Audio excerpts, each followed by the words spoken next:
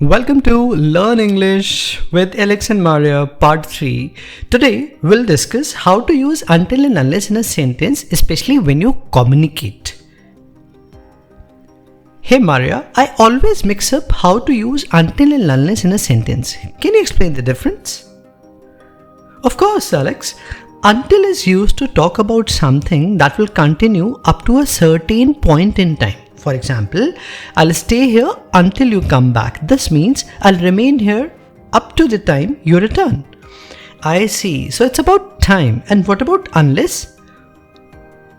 Unless is used to talk about a condition. It means if not or except if. For example, I won't go unless you come with me. This means I'll only go if you come with me. Got it. Can you give me another example with until? Sure.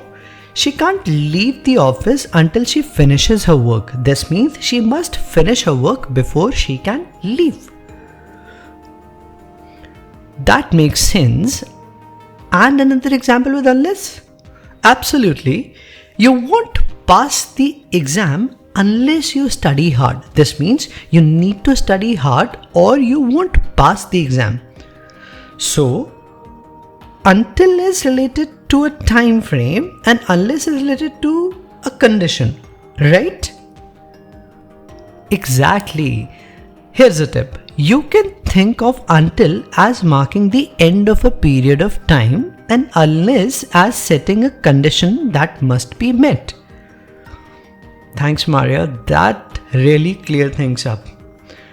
No problem, Alex. Just remember those key differences and you will be using until and unless correctly in no time. Don't forget to subscribe English Company.